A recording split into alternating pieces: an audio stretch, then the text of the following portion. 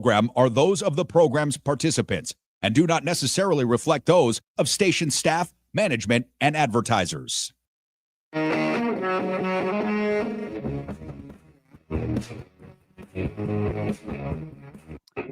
What's up, everybody? Happy Monday. Welcome to Pushing the Limits, the Occupy Democrats Network, of course, part of the Washington Press Network, the FMAM Dow KSHP, my personal YouTube page at PTL Radio Show. We're on TikTok, we're on Twitch, we're everywhere, and an ever so growing PTL Nation family. We appreciate you all being here. We hope everybody had a good weekend. A lot to get to and a lot to talk about today. Kristi Noem has officially issued a nationwide terrorism alert. This goes as just a few hours ago, some U.S. bases, missiles were sent over, attacks on U.S. bases overseas, and yet JD Vance is still saying we are not at war. Crazy times we're living in, ladies and gentlemen. This is escalating, it seems like, by the hour. And to talk to us about this and what has transpired over the weekend, great Substack I read over the weekend as well. Midas Touch's very own Ron Filipkowski joining us right now on the program. Ron, good to see you. You've been a very busy man this weekend, I am sure. How are you? Yeah, good. You know, I got up this morning and I texted all of our guys, said, you know, it looks like a slow news day today. You know, Congress is doing some stuff behind the scenes. Trump has nothing on his schedule. And then, yeah, more missile attacks, terrorist alert. They were all laughing at me. They said every time I say it's going to be a slow news day, all hell breaks loose. You know? You're right about that. I'm wondering, what do you make about the latest developments and your reaction to these missiles that were fired from Iran to some of these U.S. bases overseas? Not a surprise. What are your thoughts on that? Yeah, I mean, it's very common for decades for these countries in the Middle East to do these performative exercises for domestic consumption only. In other words, you know, behind the scenes, the diplomats all know what's coming, what's about to happen. They don't want it to escalate and get out of control. But those particular countries need to be able to like show their own people that they're doing something in retaliation. So that appears to be what happened here. Yeah. They fired 10 missiles at our bases in Qatar, but they notified us ahead of time that the missiles were coming. So obviously not something where they intended for it to do any damage, which it did not. And a symbolic gesture. The question is, you know, is this the end of it? Is that going to be it? Or is this just something to distract from what they really have planned? You know, the two biggest things that you have to be concerned about is closing the Straits of Hormuz, which would spike oil prices and escalate the conflict, because that would most likely result in U.S. naval intervention and a domestic terrorist attack, which Noem warned about today. Right. I wanted to talk to you about that, but I want to get your reaction to Donald Trump's latest Truth Social tweet. He says the sites that were hit in Iran were totally destroyed. Everyone knows it. Only the fake news would say anything different in order to try and demean as much as possible. And even they say they were pretty well destroyed. Working especially hard on this falsehood is Allison Cooper of Fake News CNN, Dumb Brian Roberts, Chairman Comcast John Carl of ABC Fake News, and always the losers of, again, Comcast NBC Fake News. What do you make of this? Well, they're saying exactly what Trump's own Joint Chiefs of Staff Chairman, General Dan Kane, said at his press conference, and what every expert, military, nuclear, whatever around the world has said. You mentioned my Substack. I mean, I put out in that Substack experts, probably a dozen at least from around the world, who all said the same thing, that, you know, when you have uranium, by the way, uranium that can be, the enriched uranium that they have, Reuters reported this, can be loaded into 10 vans. And we told them ahead of time that the strikes were coming. And there were trucks and vans going to and from the site in the days before our strike. So if they wanted to evacuate the enriched uranium, move it to a different site, including there's one site that we did not even attack, they could have very easily done that. And we literally would have no way of knowing. We know that when the bombs were detonated, the international agency that regulates nuclear weapons and nuclear atomic energy said there was no uranium detected from the strike. which means that the strike most likely did not hit any processed uranium or nuclear facility. So that either means one of two things. They got the stuff out of there ahead of time, or it's buried underground and they just have to go down and get it. Tunnel down and get it, which probably wouldn't be all that difficult. So that's where we're at. I mean, so Trump wanting to declare victory, which he does on everything, he declares victory before we really know for sure, it's all for politics. It's all for PR. It's all for his own followers. When every expert, including his own generals, say there's no way of knowing. You know who else said there's no way of knowing? Steve Bannon. Steve Bannon said on his show this morning, I listened to it. He said that the only way that you're really going to know is if we sent in a Ranger team or a SEAL team or something to go and inspect the site. And we're most likely not going to do that. But that really is the only way to do a bomb damage assessment in a situation like this. So yeah. Trump is just lying again, as usual, trying to declare victory when we don't really know. It could very well be that both strikes were performative. Ours on them and theirs on us. Yeah. What do you make of JD Vance and other MAGA Republicans besides our vice president saying we are not at war? What do you make of that, Ron? Yeah, I mean, they're trying to draw this distinction to where, hey, we just attacked this country's nuclear facilities, which they have invested billions of dollars in and developed for 25 years. We're only destroying that, but we're not declaring war on the country itself. I mean, it'd be like the Japanese attacking Pearl Harbor and saying, we're only attacking the naval base at Pearl Harbor, not the United States. That's essentially what Vance is trying to say. And really, again, he's trying to say that for his base, because his base is deeply divided, the MAGA base. They were promised no new wars. So what he's trying to say is, oh, no. This is not a war. Yeah, we promised no new wars, but this isn't a war. This is just a surgical strike.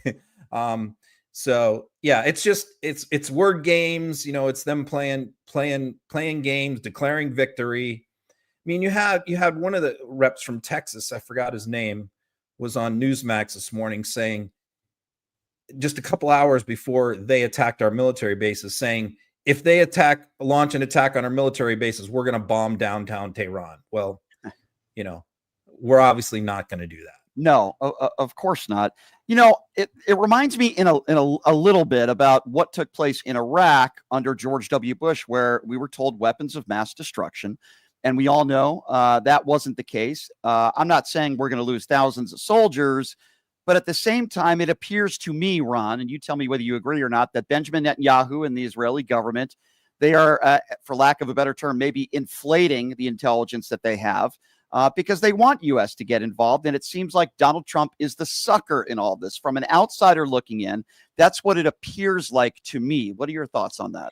Yeah, I did see some reporting. I think it was New York Times or Wall Street Journal that seemed pretty reliable, which basically talking to some people behind the scenes inside Trump world.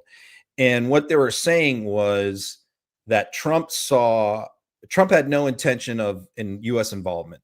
He wasn't going to do that. He had decided against it. But then he saw Netanyahu's strikes on the Iranian facilities, which they didn't have the bunker busting bombs, but they attacked other sites.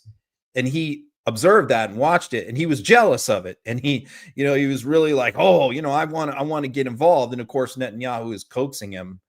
And so I said it very well could be an ego situation. It could be something very personal to Donald Trump. He certainly has a lot of things going on right now that he wants to distract the American people away from his own failures domestically. And there's nothing like a war to try and do that. But another difference between that, the WMD Gulf War, and this is that in most of these situations, whenever U.S. is attacked or U.S. is involved militarily, there's always this massive surge in the polls, approval ratings for whoever the president is, Democrat or Republican. Remember George H.W. Bush's approval ratings right after the first Gulf War were like 88%. They were off the charts. Americans always tend to rally behind their leader when there's a foreign conflict. But in this particular situation, the polls are putrid. They're terrible. So what does that tell you? It tells you that the American people kind of see through this as a very contrived exercise. Ron, what concerns you? Because to me, it concerns me that there could be cells in this country already, and we obviously don't want to have to deal with suicide bombers or any form of violence at all. I guess that's if there was any time that Iran would attack us, now would be the time. Does that concern you at all that there could be terrorist cells in this country already? And what do you make of what Kristi Noem put out today with this nationwide terrorism alert? Yeah, I mean, she put the alert out for 90 days. That's not a small thing. And for them to actually admit that there's a problem, it means that there's a problem, because they don't want to ever admit that there's any issues. Their propaganda is always everything's great, everything's wonderful, golden age. So for them to say that there's a threat, a serious threat, there's a serious threat. And also the fact that there's so many Republicans out there preemptively blaming Biden and saying, if there is any terrorist attack by Iranians, most likely they came in during the Biden administration because we had an open border, et cetera, et cetera. So they're already, the fact that they're talking so much about preemptively blaming Biden if there is an attack tells me also that they're very concerned about one as well. And we can rest assured, if there is one, they will blame Biden. Ron, what are your instincts on this? Where do you see this going? Is this going to be over within a few weeks? Is this going to be long and drawn out? Where do you see the ending here? And I know it's a hypothetical and we're looking to the future here, but where do you see this thing going, and how long are we going to be involved in this, you think? Here's the most dangerous part to me from reading everything that I've read from the experts is, if this is a situation where Iran still has has saved their highly processed uranium and still has the capability to put together a bomb in relatively the near future, it is highly likely now that we won't know about it. They're going to keep it very hush hush. And remember, there's one major facility that we did not bomb at all. It's still completely intact for whatever reason.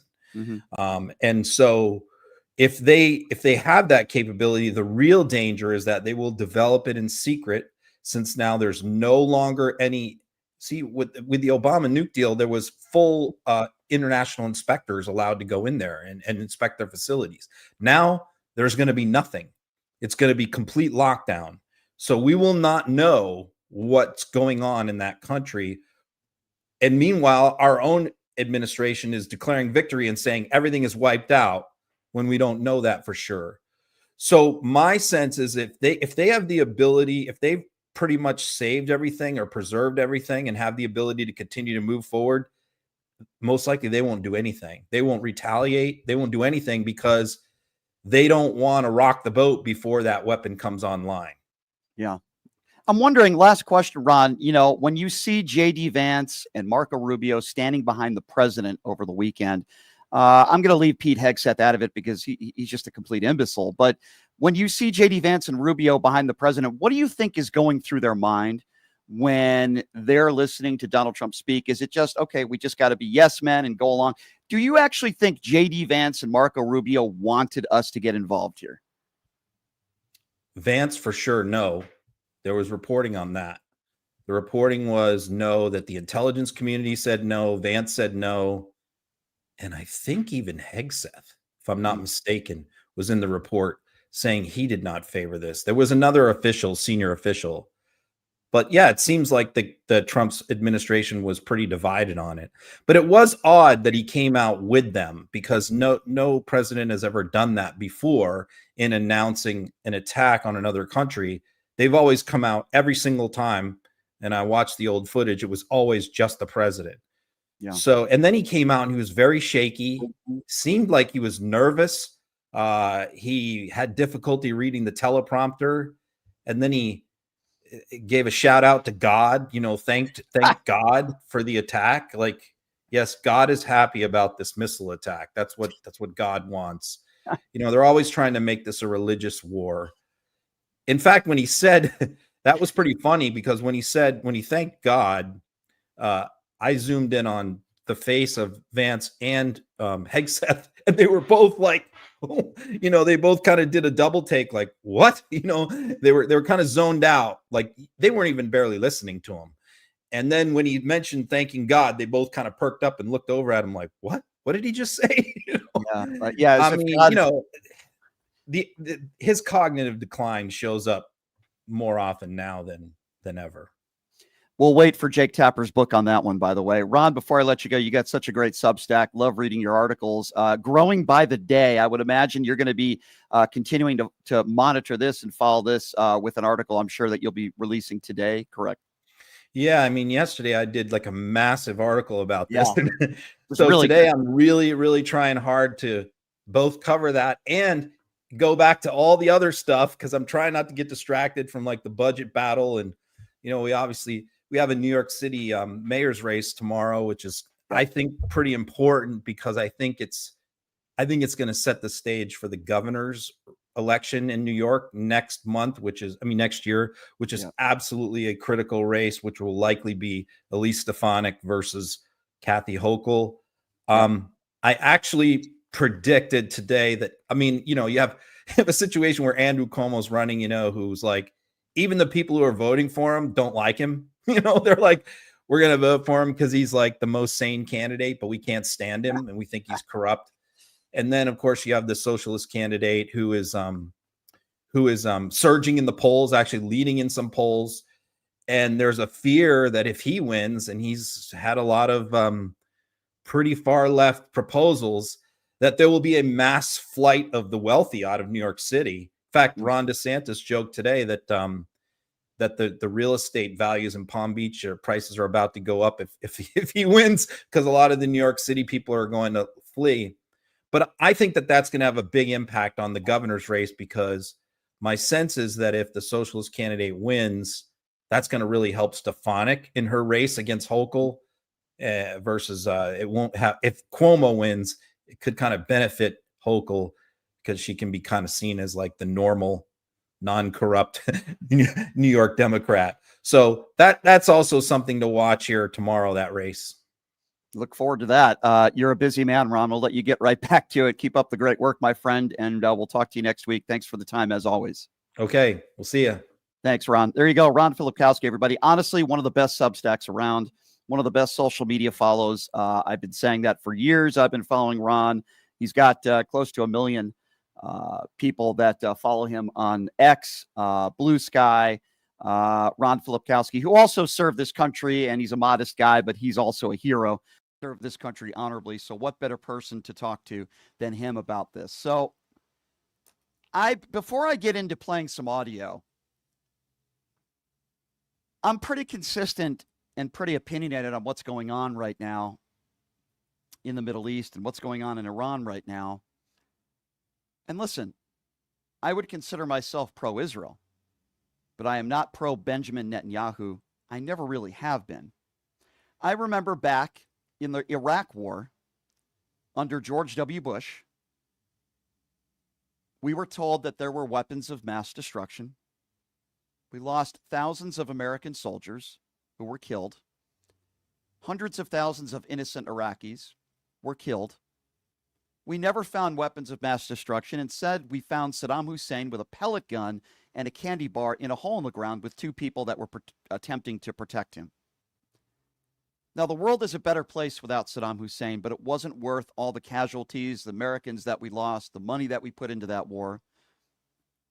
You can say it was based on faulty intelligence. I believe that they knew that there were no weapons of mass destruction, and I certainly believe Israel was a part of that. Am I going to go as far as to say Israel lied? Perhaps. Perhaps they're lying here when it comes to Iran. But here's what we know for sure. We know that Tulsi Gabbard testified under oath just a few months ago that they were not furthering their nuclear capabilities. So if Tulsi Gabbard is incompetent, then why did Donald Trump hire her, and why doesn't he fire her? That's a question that I would ask. What I personally believe is that these attacks were unsuccessful. They had a few days warning. I don't believe the uranium that they were trying to get at was found, destroyed, because we've learned that they haven't found any of it, and there was no evidence to that, contrary to what you hear from Donald Trump and members of his administration. So if they were furthering their nuclear capabilities, they're going to continue to do so. These attacks didn't do anything other than put us at war and get involved, in my opinion, in another ill-advised war. Listen, let me be very clear. I am not defending the Iranian government. They harbor terrorists. Quite frankly, they are terrorists. These are very bad people. But was it worth it for us to do this? I say absolutely not. And I don't believe there is a close, near end in sight. This is a war. We have entered this war. Now, how long will it be drawn out? And for all you MAGA Republicans out there that voted for Donald Trump because he said he was going to be a peace president, right? Peace through strength. He's going to be a peaceful president, and he won't get us into any new wars. Well, that was clearly a lie. He said the war in Ukraine was going to be over in 24 hours. That was clearly a lie. And then when he's asked about it today, he says, well, I was just being sarcastic. The last person to get us into an ill-advised war was a Republican president by the name of George W. Bush. I believe the same thing has happened here. Now, do I believe thousands of American soldiers are going to lose their lives? I hope not. I don't think so. I hope not. Do I think hundreds of thousands of innocent civilians are going to lose their lives? I hope not. I don't think so. But we are in a war. We don't know what is going to happen. And when JD Vance says we are not at war, and when any other MAGA Republican in Washington, D.C. says we are not at war, they are lying to you. We are in war right now. And we have chaos throughout the world. And I mentioned what's going on in Ukraine right now. This is going to raise oil prices. Donald Trump promised us lower inflation, lowering the price of gas. He's panicking now because he knows the opposite is going to go into effect. And what is my biggest worry? Well, right now, I can tell you my biggest worry is terrorist attacks on our own home soil. That is my biggest worry. My biggest issue is that there are already terrorist cells in the United States of America. And if there was any time that any of these horrible, despicable animals and terrorists wanted to harm Americans, now would be the time. And it's probably why Kristi Noem has issued a nationwide terrorism alert. We are at war with Iran. Make no mistake about it. How long will the war last? I have no idea. How long will it be drawn out? I don't know. Donald Trump made this decision. He went against our own intelligence, according to Tulsi Gabbard, who testified under oath, and he decided to go with the intelligence of the Israeli government. I have a serious problem with that. It's one of the main reasons why we went to war in Iraq, looking for weapons of mass destruction, which were never found. We relied on faulty intelligence, and meanwhile, the Dick Cheneys of the world and others made a lot of money, because that's what war is about. It's about money. So I've been very clear on my opinion. It hasn't changed and it hasn't wavered one bit. We should have never gotten involved. Donald Trump decided to get us involved in what I would consider to be an ill-advised war. I don't defend Iran and their government. They harbor terrorists. Quite frankly, they are terrorists. I'm not defending them. But is it going to be worth it? I say absolutely not. So how are MAGA Republicans defending it? How are they responding to it? Well, a lot of these people are lunatics. They're crazy people. I want you to listen to a group of Trump's faith office. This was yesterday, praying and speaking in tongues, it appears, in front of the White House. Folks, I am not making this up. This is part of Donald Trump's faith office, a bunch of right-wing evangelical lunatics. Listen to what this sounded like yesterday. We just thank you right now, Lord, from the east, the west, the north, and the south. You will shake America with your power and your glory. We cancel every assignment of the enemy. This nation was birthed to be one nation under God, and we are standing on the soil of the White House, and we are declaring your word. Every place that our foot will trod, you will give it to us. And we are taking the land. We thank you, oh Lord. You have brought us to the kingdom for a time such as this, and this is the time. And so we declare right now, from the capital of our nation, that America will come back to God. We will come back to God. Nothing will stop this nation. And we speak right now by the authority of heaven. You told us to you, heaven to earth. Heaven is being released from your people right now. Yeah, not a cult at all. Sounding like very normal human beings speaking in tongues in front of the White House. What a bunch of lunatics. Donald Trump's base, ladies and gentlemen. Speaking of lunatics, what about Rudy Giuliani? Yeah, good old Rudy is now saying AOC should be tried for treason because she called for Trump to be impeached over this Iran attack. By the way, Donald Trump did not get the approval of Congress. Many would say that it is unconstitutional. But yes, that's right. Rudy is now going after none other than a woman of color, not a shock, going after AOC. Listen to this.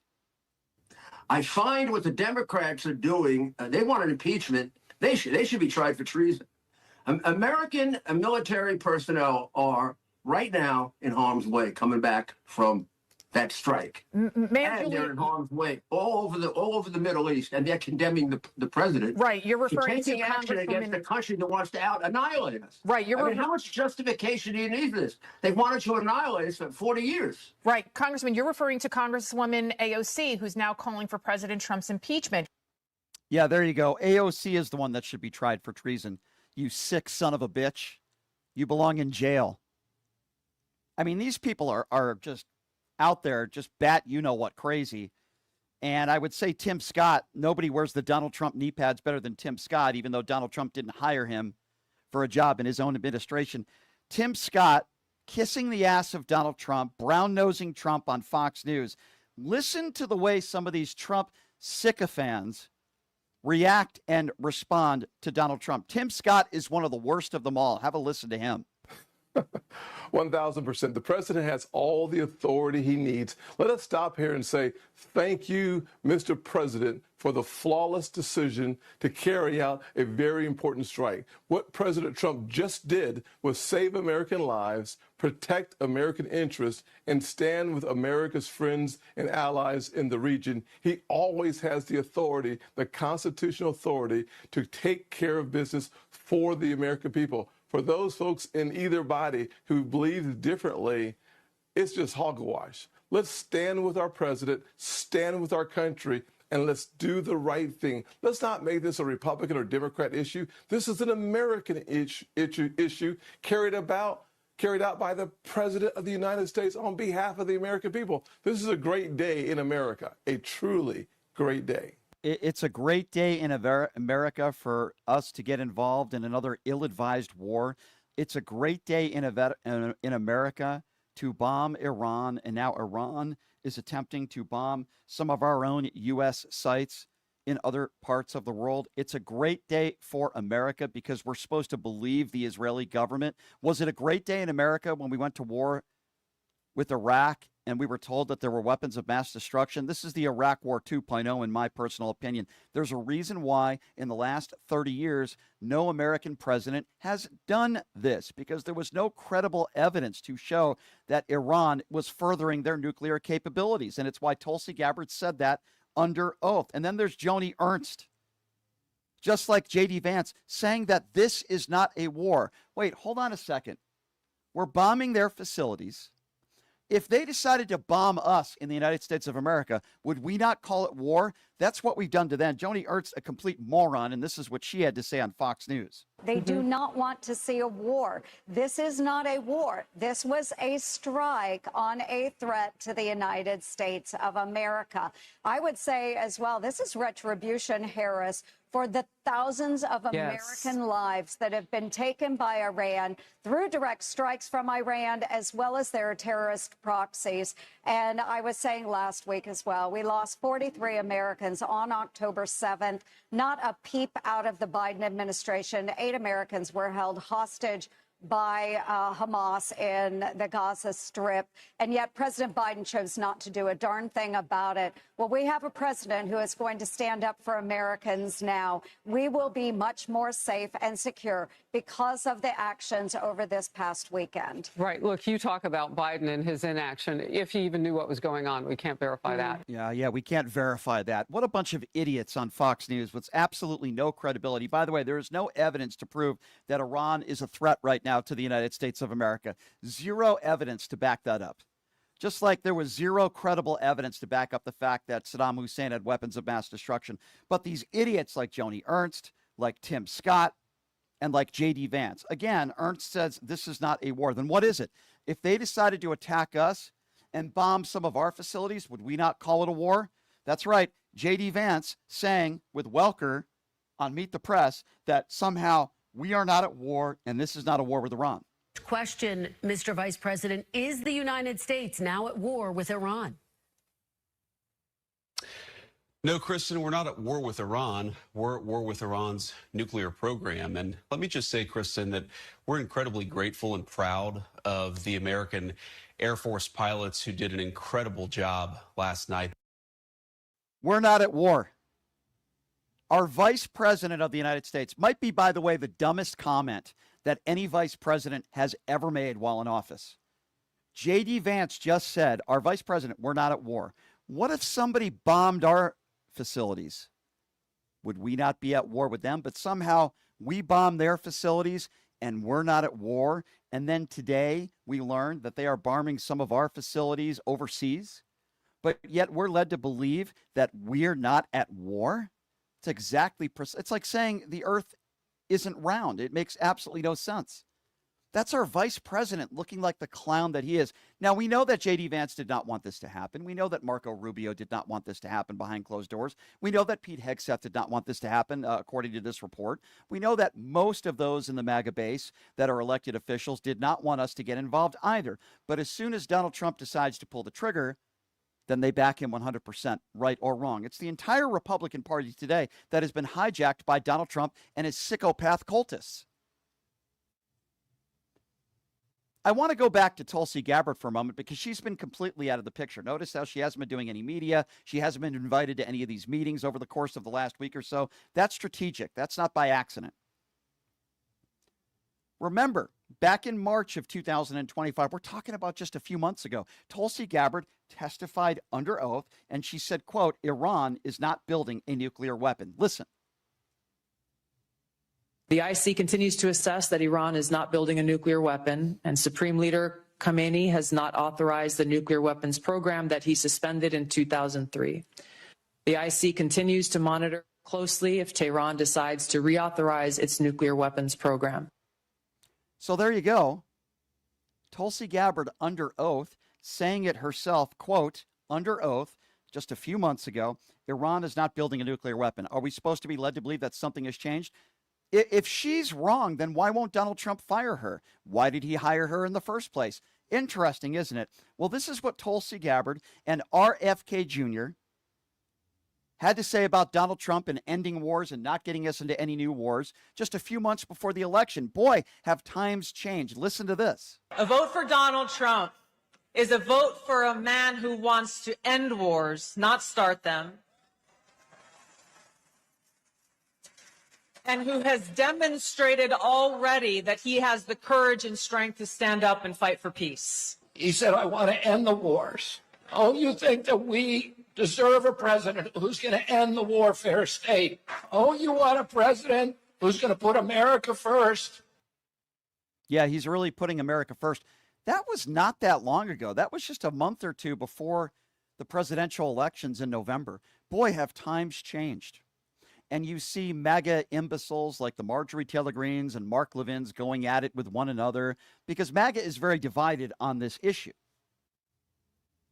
But the people that are for Donald Trump still and the people that support Donald Trump in getting us into this, what I would consider an ill-advised war, days before this attack, were against it. But anything that Donald Trump does, they seem to be okay with. That is why we call it a cult. Tulsi Gabbard under oath a few months ago. Quote, Iran is not building a nuclear weapon. Are we led to believe that something changed in the last couple months or in the last 30 years? The answer is no. I am going to take our own intelligence over what the Israeli government is telling Donald Trump. Of course, Israel wants us involved in this war. The same reason why Israel wanted us involved in overthrowing Saddam Hussein when we had thousands of American soldiers that lost their lives, hundreds of thousands of innocent Iraqis that lost their lives, faulty intelligence from Israel. But we're supposed to believe, Bibi? We're supposed to believe Israel? Well, guess what? I don't. And I am pro-Israel. I believe Israel has the right to defend themselves. Hamas is a terrorist organization. It was despicable what took place on that fateful day. And Israel has the right to exist. But that does not mean that Israel should be getting us into an ill-advised war. And Donald Trump has succumbed to Benjamin Netanyahu, who appears as though is calling all the shots. I believe Benjamin Netanyahu is bad for Israel. He's bad for America, just like Donald Trump is bad for America and bad for the world. We are in another ill-advised war. I don't see the end coming anywhere soon. And God forbid if we have a terrorist attack on our own home soil. And there is a reason why Kristi Noem put it out, a nationwide terrorist alert. There is no doubt that there are terrorist cells in this country as we speak. We certainly don't want another 9/11. We don't want any innocent person to lose his or her life, no matter what political affiliation you are from. But now this country is in another war. Donald Trump is the reason. I'm not defending Iran. I'm not defending their terrorist regime. But Donald Trump is ultimately the person who made the decision that we were going to strike Iran. And now we are going to have a lot of consequences because of it. And I can only hope that there will not be terrorist attacks in this country. But we are in trouble. This country is in trouble. So long as Donald Trump continues to be King Trump, we are in trouble. We should not be fighting Israel's war. There is no credible evidence to suggest that they were furthering their nuclear capabilities in Iran. And I can't imagine that these strikes are going to be the end all for this war. I can't imagine there's going to be an end in sight. I want to open up the phone lines now, the number to call, because of course there's a lot that I'm sure is on all of your minds.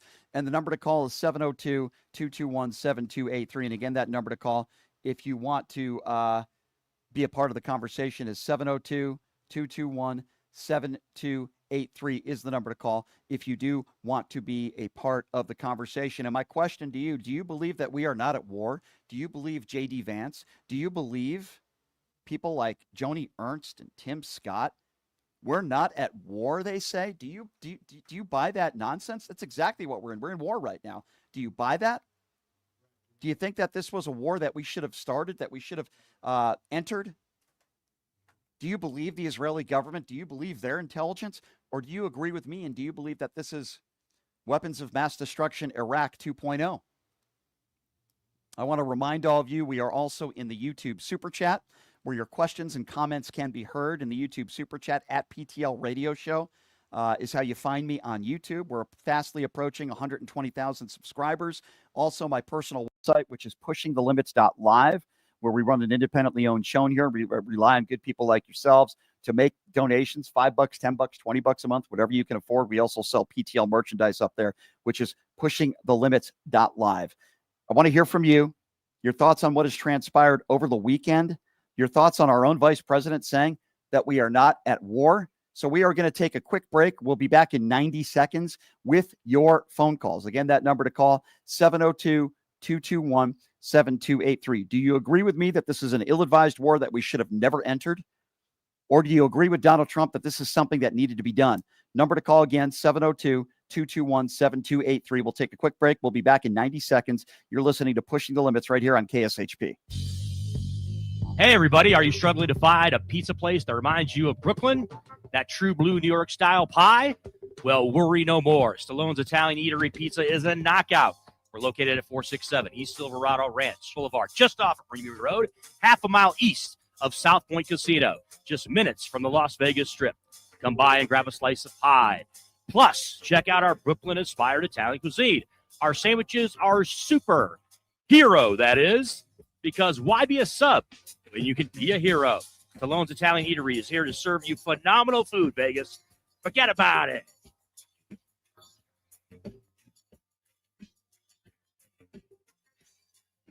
You are way too smart, way too talented, way too good to be where you are. You are meant to be making way more money, feel way hotter in your body, and having way more fun. Hi, I'm Nicole Mitchell, and I'm a life coach. I help you get hotter and richer. If that is what you're looking for, you can find me at NicoleMitchell.com. My name, Nicole, is with a K, NicoleMitchell.com. You can reach out to me on my website or on Instagram, and I will be happy to be in touch and figure out what you're looking for and how I can support you in getting there. you ever dreamed of having your own radio show or a podcast, but just didn't think it was possible? Well, dreams can come true. Radio U. Radio U is a 5-day course that'll teach you how to acquire your dream show. We'll teach you how to host, how to write commercial, how to interview, how to market, how to write a contract, and most importantly, how to monetize your dream radio show. You'll learn from some of the best in the business with over 75 years in broadcast experience. You'll learn from people like me. And the best part, every single student will be live on the radio as part of the class. Plus, one student from each class will get their very own radio show. You'll be live on the air right here in Las Vegas. Radio U. The 5-day course is being offered at $699. For more information, give Radio U a call. 702-763-5024. That's 702-763-5024. Or check them out at radioyou101.com.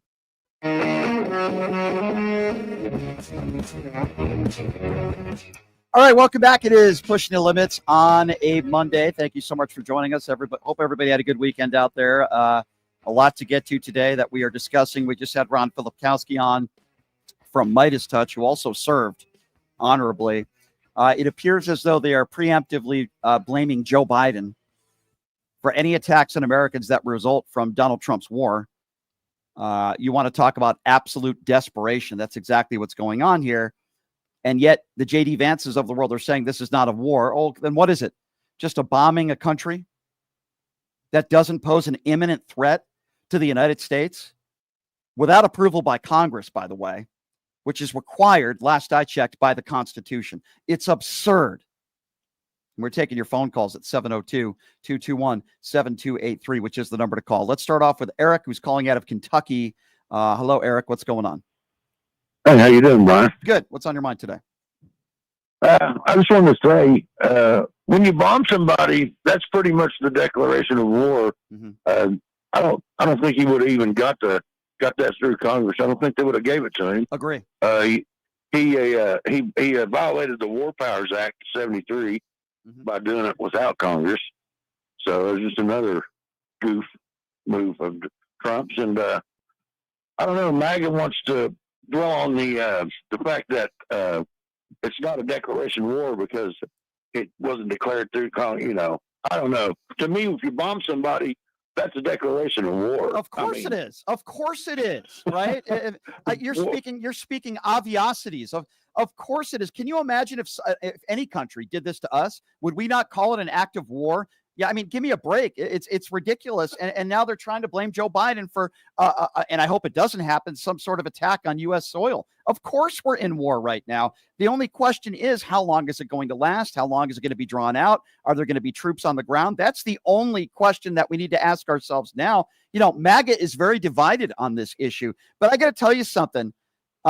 At least in my personal opinion, I'm fed up with Benjamin Netanyahu. There are good people in Israel. There are some good people in Iran, too, of course. There are good people, Palestinian people. But, as far as the governments go here and as far as Benjamin Netanyahu goes here, should be his war to fight and not ours. That's my personal opinion. I agree with you 100%. Blaming it on Biden. Who would have thought that, you know? Yeah. Of course they're going to blame it on Biden. That's their go-to. Everything that's going wrong in the Trump administration and his term is because of Biden. Yeah, they want to blame everything. It's always somebody else. Blame it on. All I can tell you is this.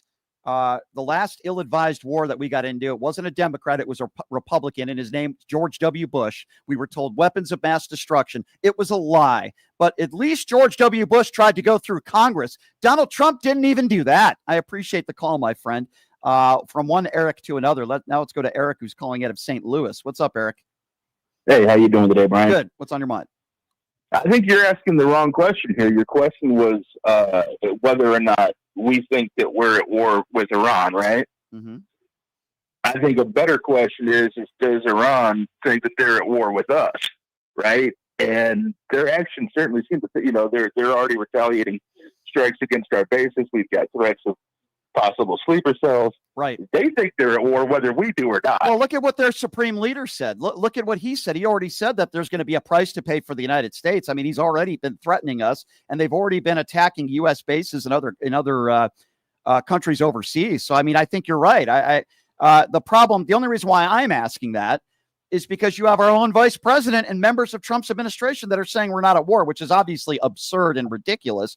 But absolutely absurd and ridiculous. Trump was in a hard situation, man. You got to understand everything he's ran on, he's failed to do, and he's got to find some kind of way to distract us.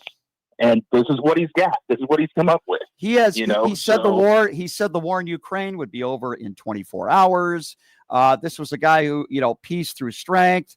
It's really incredible. And he says the only way that he basically said the only way that this war is going to be over, or this is going to be done so, is if Iran completely surrenders. Is there anybody in their right mind that thinks that's going to happen, that Iran's just going to wave the white flag and completely surrender? If anything, we know now, based on their action today, that is not going to happen at all. No, yeah, absolutely. They haven't surrendered in the last 30 years. Why would they start now? Exactly. Well, the next 24 to 48 hours are certainly going to be key, my friend. I certainly would say that.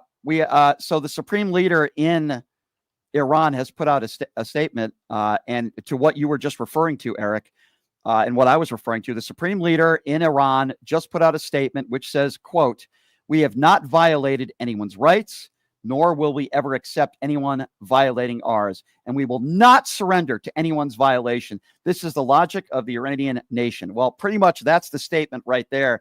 And in other terms, basically saying we are not going to step down. We didn't do anything wrong, and we are going to fight, and we are going to defend ourselves. 702-221-7283. Let's go to Jeff. Jeff is next on PTL. Hello, Jeff. Hi, how are you? Good. So many things about this disturb me, disturb people. But one of the things is there's no mention, and I'm making a connection here, there's no mention of what's the obvious, transparent, accelerating climate change problems that we're facing in this country. You're in Las Vegas, which is not far from Lake Tahoe, correct? Correct. And I just read about that bizarre storm that came up, which came out of left field. And I'm in Brooklyn, New York, and where you can't go out. You can, of course, but you're ill-advised to go outside now because of the weather situation. And I'm just putting this all together in the midst of this crisis, which may very well have been ill-advised. We were dealing at the same time with this climate crisis, which it's not something that's going to be happening a year or 5 years from now. It's happening right now. And at the helm, we've got Donald Trump and his associates in charge of this country. I saw Mark Rubio. He was on a talk show, I forget which, I think was on NBC Sunday. And what struck me was, do you know the invasion of the body snatchers? Yeah. Where it almost seemed like that. It was like he was never the brightest. He never was the brightest guy in the room, but there seemed to be like an emptiness to him, an anger, and they all seem to be on that one note. So all I'm saying, I'm putting this all together. All I'm saying is, in the midst of this insanity, we've got this very strange, incompetent leadership, and that's all. I'm just, I think it's, I agree. It's a perfect storm. I agree with you, and certainly incompetent is one way. I would also say incompetence equals danger, and I would say this as well. If Tulsi Gabbard doesn't know what she's talking about, as Donald Trump clearly said she's wrong when it comes to Iran's nuclear capabilities, then why didn't he fire her? Why did he hire her to begin with? I think that's a question that we should be asking. And for anybody out there, any idiot, because I see there's always going to be trolls and clowns on social media that are going to make the claim that somehow I am pro-Iran, you are a complete imbecile and you have absolutely no idea what you're talking about. As I said today multiple times, and I've been saying consistently, Iran is a corrupt government. They harbor terrorists because they are terrorists. Just because I don't want to get us into a war, a new war, doesn't mean somehow that means I'm pro-Iran. That makes you a stupid imbecile who is probably a Donald Trump supporter. So you can go F yourself. 702-221-7283 is the number to call. Let's go to Gary. Gary is next up on PTL. Hey, Gary, what's going on? Just sitting here up here in Central Valley, California, just below the Santa Falls River, been listening to this stuff about the going to war. I mean, when you bomb somebody, it's an act of war. We all understand that crap. Of course. Yep. But I don't understand it. I was driving my truck into Las Vegas during a desert storm, the beginning of the storm. Actually, I was just past Mesquite, and I had pulled over the brake check area to listen and watch, right? Listen to the commotion. And I almost got sick to my stomach that they started this war on some stupid shit and lies that nobody could even prove. Well, that's all the thing. Propaganda about the fucking Sierras, you know. I just couldn't. Yep, I got to get you to watch your language, though, my friend. But I appreciate the call. So you're right, in a sense that there is no real sufficient evidence to prove that Iran was furthering their nuclear capabilities.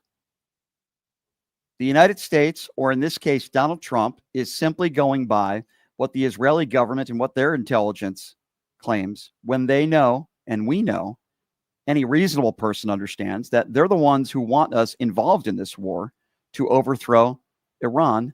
And you have half of MAGA saying that there needs to be regime change. You have the other half of MAGA that's saying, no, that has nothing to do with it. We don't want regime change. You have MAGA going at MAGA. Many people voted for Donald Trump when he campaigned on being a peace president. He wouldn't involve us in any new wars. Completely the opposite. So now we have MAGA fighting with MAGA, and you have everybody else that's saying, we told you so. It's really chaos and insanity, and I appreciate your call, my friend. 702-221-7283. Let's go to Brett. Brett is next up on PTL. Hey, Brett, what's going on? Hey, how's it going, Brian? Hey, Brett. Yeah, this is just another, another daily shit show, the Trump administration, but I think that bombing for peace is the equivalent of screwing for accidents. And what I don't understand, Brian, is why give them any indication that you're going to do this? Like I saw on ABC, like the trucks just moving all this equipment and stuff out of these facilities. Like they gave them so much of a heads up. Why even warn them if you're going to do this at all? Very, very odd and strange. It kind of reminded me a little bit, Brett. If you recall, hours after 9/11, the Bush administration flew out members of the Osama bin Laden family. They knew almost immediately who was responsible for this. And it leads me to believe that Trump's reasoning behind this has to do with money. That this decision has to do with money and not making us safer. In working with Israeli government and Benjamin Netanyahu, why would they give him a few days' notice? There is zero evidence to actually prove that we accomplished anything with these strikes. But yet Donald Trump is going to claim victory with everything. There's no evidence that we did anything. So that's just his style. But from what I heard, there's a facility there that's supposedly the main facility that was unattacked and unbombed. Like nothing, they didn't go after it for some reason. And I think it was CNN. They couldn't even explain why. One of the main targets was left untouched for some reason. Can you imagine? And I can't explain. Can you imagine if under a Democrat president, really any of Donald Trump's behaviors, but let's just focus on this war with Iran right now. Can you imagine when Joe Biden was president, if he got us into a war with Iran, what Republicans would be saying right now, what the Mike Johnsons of the world would be saying? We're already warmongers. They're going to blame him anyway, which is ridiculous. He's being blamed for stuff that has absolutely nothing to do with his administration. They will never give Biden any credit. According to them, he's the worst president in the history of the country. And with that, we don't have facts and numbers and a census or you know, we have these things called facts that we base our lives off of, and they go off of their feelings and love for Donald Trump, and they'll never admit to anything. They're in a cult. I agree with you, my friend, and I appreciate your call, Brett. Listen, we were duped by the Bush administration, and my heart goes out to all the families who lost loved ones because of that ill-advised war where over 1,000 of our own soldiers lost their lives, brave men and women in uniform who were deployed going into a war that was ill-advised. There was no evidence that Saddam Hussein was a threat to the United States of America. Certainly, he was a threat to his own people and surroundings around. No question about that. I don't feel bad for Saddam Hussein, who ran an evil, murderous regime. There's no doubt about that, just as I feel the same about Iran. But that doesn't mean that we are going to go in there. Are we going to start a war with North Korea? We know that Kim Jong-un is a threat to us. Kim Jong-un and North Korea more of a threat to us than Iran has ever been, at least in my opinion right now. Does that mean we're going to start a war with North Korea? Of course the answer is no. Why Iran? Mr. President, why Iran? 702-221-7283, the number to call. Let's go to Homer. Homer is next up on PTL. What's up, Homer? Hey, Brian, how you doing, Hey, sir? good. What's on your mind, my friend? Good. Haven't spoken to you in a while. Hope you won at bingo last Friday. We did okay. We did okay. Yeah. So I mean, this is just a mess, Brian. I'm a three-time deployed combat veteran, Operation Iraqi Freedom. Never did agree with why we were there, and I can tell you. So my first tour was 12 months. Second one was second and third was 18 months. I did a combined 4 years in Iraq.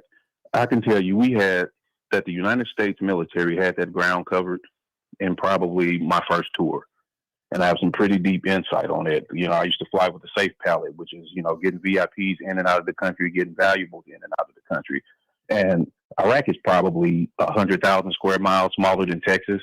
So if you think about, the coalitions that we had in place there, and, we chewed a lot of dirt in the first year of deployment, and so when you're going over there and you spend so much time, as I did, and a lot of my brothers and sisters did, and spending time with, with the natives and getting to know these folks, and you're hearing different things on the news, or when you get back stateside and it's completely contrary to what you're seeing and what you're doing and how you're operating, it was completely sickening to me. I couldn't stand it. When I was doing it, I had a duty to do it, but I couldn't stomach it. Yeah. I can't even imagine having to serve under Donald Trump. I mean, I would probably be thrown in the brig, for going AWOL. I mean, it's that bad because we have no business in this war, in my opinion. Right. I mean, Iran has been weeks away from a nuclear weapon since the 90s. I mean, come on, Brian. 30 years. I mean, how long have we been talking about this? Yeah, 30 years. Weeks away from a nuclear weapon. Weeks away from a nuclear weapon. Yep. We still haven't found anything. And this is a repeat, and like now, you were speaking about. And now Donald Trump is putting out a statement, attacking Iran, saying that the way that they responded was weak, is the word he is using. Well, he said that if Iran doesn't totally commit to raising the white flag, for lack of a better term, then there would be all hell to pay. So what does that mean next? What is Donald Trump going to do next then? Because clearly Iran is not standing down. They're not, based on their actions today. And whoever thought Iran would stand down, I mean, it has no business running a broom closet, much less a country or a military. I mean, because they should have saw this coming, and so. I mean, I don't know. I mean, it's sickening to me. It's deeply disturbing and it's deeply upsetting to me. I mean, we have absolutely no business. I mean, zero business. Donald Trump just said, he said, perhaps Iran can now proceed to peace and harmony in the region. Is he serious? Is he serious? That's the statement that he just put out. This is hours after they went after facilities of ours in other countries. And now he's saying, now we'll have peace. I mean, where is he getting that idea from? I'm wondering, because the Supreme Leader is saying the opposite. I've never seen. And then you got JD Vance and all these other folks, claiming that we aren't at war. If we're not at war, I'm pretty sure Iran thinks they're at war. I mean, come on. And then you're putting out messages. I've never seen the president of the United States, communicate through social media such sensitive information and such, possibly riot inciting information on social media. It's just shameful. It's disgusting. It's in my mind is treasonous. And I don't know where this country is. And unlike Donald Trump, you didn't dodge the military. You served multiple times. And if anybody knows best on how serious this is, it would be somebody like you who's a hero. Sir, I do appreciate your service, and thank you for calling in. I hope you have a great 4th of July, okay? Thank you. You too, Brian. Thank you very much, sir. I'm honored that people like that listen to the show. I really, truly am. 702-221-7283 is the number to call if you want to be a part of the conversation. Let's go to Lori. Lori is next up on PTL. Hey, Lori, what's going on? Hi. Qatar, the officials in Qatar have come back and said retaliation isn't off the table. Right. Correct. Yep. So yeah, now there's 4 people in it. So don't tell me that's not a war. Yeah. Well, all I can say is that there's a reason why we haven't done this in the last 30 years. We've heard, they're working on nukes and, nuclear capabilities. We've been listening to this for the last 30 years. No evidence to prove that. Tulsi Gabbard testified under oath, but yet Donald Trump says that she's wrong. Why didn't he fire her then? Why would you hire such incompetent people if they're wrong? Because he knows that she was telling the truth. That's why. Yes, absolutely. Yep. Yeah. Well, but we're also turning our backs on what's going on in California.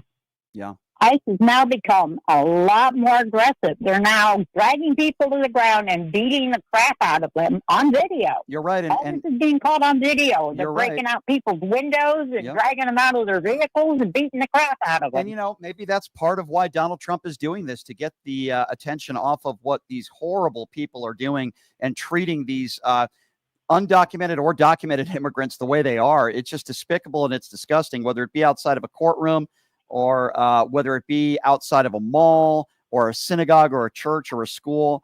It's not the country that I recognize anymore. And in some of these situations, these agents aren't even identifying themselves. It's crazy times that we are living in, my dear. And I do appreciate your phone call. It really is crazy. 702-221-7283. Let's go to Dave. Dave is next up on PTL. Hi, Dave. Hey, Brian, how you doing, buddy? Hey, good. Besides a crazy weekend.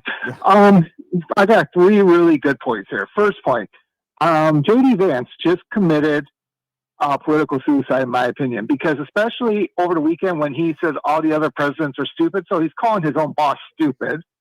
That's number one. And I think the only thing he'll ever get elected for is Employee of the Month as a Walmart greeter. And even then, I don't think he'll get it. Number 2, okay, this whole, yes, it is a war. I 100% agree with you.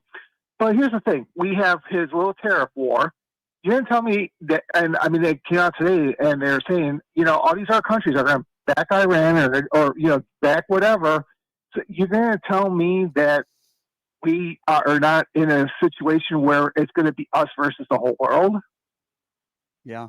Well, you're right. What my biggest concern right now, and my biggest concern might change a week from now, but my biggest concern right now are attacks on our own home soil. That's my third point. Yep. Go ahead. And here's the third point. This is what I was thinking about. Yes, I agree, 100% agree with you. We are going to have there. But if there's sleeper cells in the United States, which I 100% agree, you're going to tell me they're not in, I don't know, let's just say Canada or Mexico? I mean, it would be very easy to fly a drone right into the U.S. somewhere. And we wouldn't even have it. So there are 2 things that tell me that we are in grave danger. Number 1, Kristi Noem puts out a nationwide terrorism alert. You know that Donald Trump did not want that to happen. They were forced to do it. Number 2, they are already preemptively blaming Joe Biden if, in fact, an attack happens on Americans. That leads me to believe that this is very credible, that we could very well see a very serious attack or attacks in our country, and they're trying to prepare for it preemptively by blaming Joe Biden. I think we are in danger and we are in a lot of trouble. That's what I think. I agree with you, but I'm not saying I want war, but what if it would come from, let's say, I don't know, sleepers in Canada, and, they fly a drone in? Can't blame Joe Biden for that one because they came from Canada. Yeah, listen, they want to blame Joe Biden for anything and everything that's happening within the Trump administration, which we all know, for the most part, has been a chaotic disaster over the course of the first 4 months, my friend. I do appreciate your phone call. Thank you so much for being here. 702-221-7283, the number to call. Let's go to Dave calling out of California. Hello, Dave. What's going on? See, Brian, you should have took my my helpful hints on how to play bingo since I won last night. Well, I'm glad you did, Dave. I'm happy to hear that, my friend. What's on your mind today? So we know today Iran launched a retaliatory strike on Correct. U.S. on the airbase in Qatar. Yes. I'm going to tell you right now. I'm going to help some people here. One thing, man, you don't mess around with Iran. You know what I'm saying? That's a bad thing. Mm-hmm. I'm just telling you right now, we better make sure that, because Iran is, they're, not to mention, their killing is really nasty. You know what I'm saying? I don't know if you remember Nick Burge. I do. Nick Burge? I do. The U.S. hostage beheaded in Iraq and mass, man. These are a group of It's people terrible. that are willing to lose their lives They're to horrible. kill a bunch of innocent people. We know that. These are Mhm. terrorists. And when Donald Trump, after these attacks from Iran, and luckily nobody was killed, but Donald Trump calling these attacks very weak, that is just going to make their supreme leader more entitled to more attacks. I mean, it's not going to make anything any better. And then I agree. I'm not trying to scare. I'm not trying to scare. My point is I'm not trying to scare anybody. But you picked on a wrong country to be picked on. In the first place, you picked on the wrong country. That's number one. It's not that I'm all for Iran. Right. For one thing, they mind their own business in the first place. But I'm just saying they blame Biden for everything. Well, let me help all you people that are MAGA. I got some better news for you. Remember the Iraq War that Bush, he got the war that he wanted. They all gave him the war in Congress. Mm-hmm. And did you know that he was one of them? Biden was the only one that voted against the war. Yep. So let me tell you people out there, when you blaming everybody about Biden did this, Biden did that, here, let me help you. He was against the Iraq War. One of Does the that very kind of few. tell you that he was the very few that voted against it? Yep. Does that tell you that how can you blame anybody that voted against the Iraq War that you're throwing it back on his lap in the first place? Agree. Yeah. He didn't want nothing to do with this war in the first place. So don't throw it on his lap. Just wanted to I wanted to clue that in to help these other people who are MAGA, who are listening to your show, that he voted against the Iraq War. So if that tells you something that you can't blame Biden for everything, I hear you. That's proof in the pudding right there. Joe Biden deserves a lot of credit for that, and I'm glad you brought that up. But this is something else, ladies and gentlemen. Donald Trump just taken to Truth Social Media seconds ago with a tweet on Truth Social that says, "Congratulations, world, it's time for peace." Literally, Iran just attacked some of our bases, and he's saying, "Congratulations, it's time for peace." Donald Trump just got us into literally an ill-advised war, and now he's saying, "Congratulations." No, congratulations, Donnie. You just got us into another ill-advised war, just like George W. Bush did. Congratulations. That was literally minutes ago where Donald Trump put that out on Truth Social. Just absolutely absurd. This is what peace looks like. Iran targeting U.S. bases overseas, and Donald Trump wants to say congratulations? What is he talking about? 702-221-7283, the number to call if you want to be a part of the conversation. Let's go to Frank. Frank is next on PTL. What's up, Frank? Hey, Brian, how you doing? Good. It's so trouble that he can say things like that. What's he going to say if they came over here and did something over here? What excuse is he going to give then? I lost one. So, you know what? You can go to hell. I'm sorry. Well, what concerns me the most, because he says, and thank you for the call, my friend, I appreciate you. What concerns me the most is the United States of America, our own people. Donald Trump says America first. Apparently he's Iran first. Make Iran great again. I guess they need to replace their hats with make America to make Iran great again. We were told America first. We know that is not true, just based on Donald Trump's actions and behaviors, the things that they say they do. And this puts our troops in harm's way. Certainly these strikes that took place on U.S. bases where Donald Trump is calling them very weak. Boy, I'm sure that'll deter the Supreme Leader from more airstrikes. 702-221-7283 is the number to call. Purple Star, thank you for your support. Says, love the show. Brian is a hottie. Well, I appreciate that. Thank you. 702-221-7283, the number to call if you want to be a part of the conversation. Let's go to Andrew. Andrew is next up on PTL. Hello, Andrew. Hey, how's it going? Hey, good. So I hate to be the one that's like been right about all this all along, because I've been saying this for years, that the billionaires and mega corporations have been in control of things, and Elon kind of like showed the cards of that. And what I'm really worried about right now is our own American soil right now. Right. Me you know too. what I mean? Yeah, me too. Iran is just like part of the cake. Mm-hmm. But what I'm more worried about is like, yeah, protests are great. Like the No Kings Day, I was there. You know, I was doing my thing. This is where I feel like we're headed.